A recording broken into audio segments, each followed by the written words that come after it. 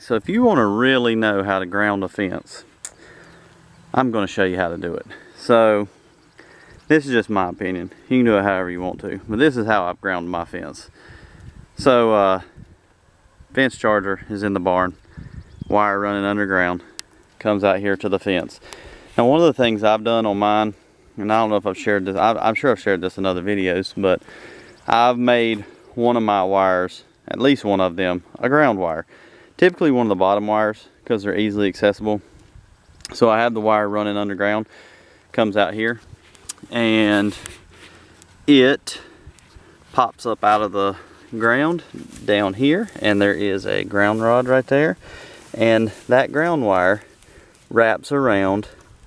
It's this one that wraps around, and it's wrapped around this ground rod, and this ground rod is tied to two other ground rods between here and that next post up there. So up there at that post there's a wire, or there's a ground rod.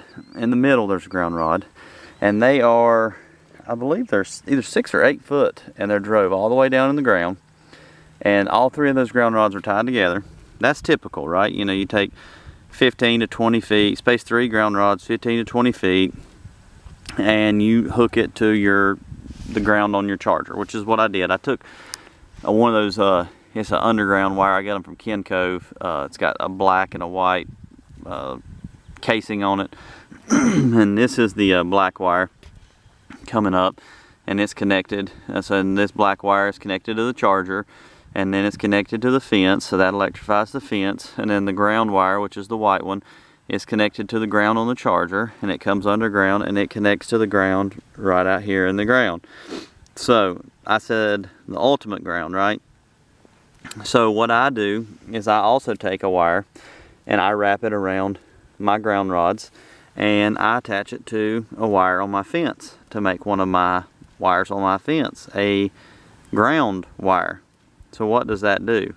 Well, it allows me to attach other ground rods on other parts of the farm to this wire. And as long as I jump this ground at every gate and every corner, then this ground wire on the fence is directly linked to the ground rods in the ground that are connected to the ground on the charger. So what's the benefits of that? Well, I'm getting ready to show you. Okay, so we were up there behind the barn. Electricity's running all the way down.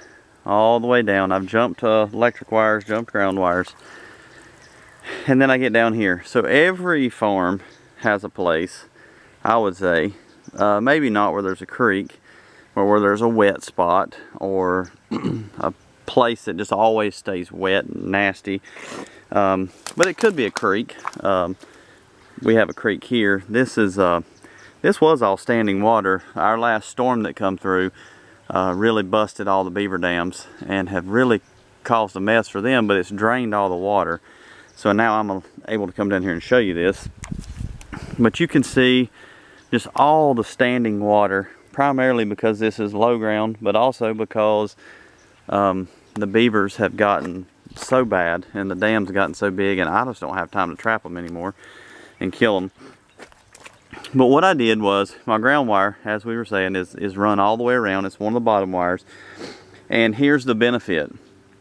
If you have a place in your pasture or on your farm that is wet or stays wet, or even if you have a creek, what you can do, if you have tied one of your fence wires to your ground system on your charger, and the ground system, you know, the ground on your charger and the ground rods up near your charger, if you've tied one of your fence wires to that, then you can add ground rods anywhere on your pasture.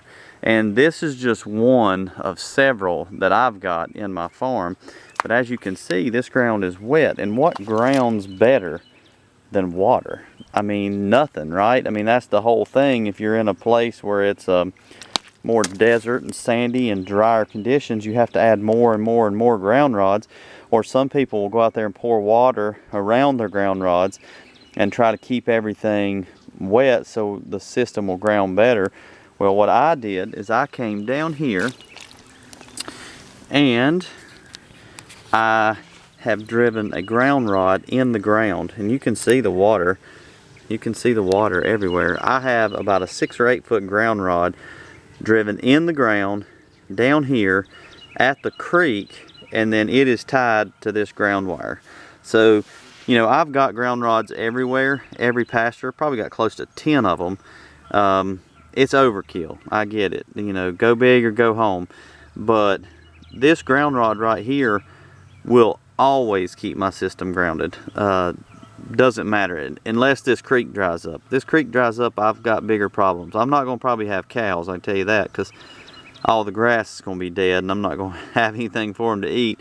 But just something to keep in mind, if you really want to ground out your system, oh Lord, walk through the mud.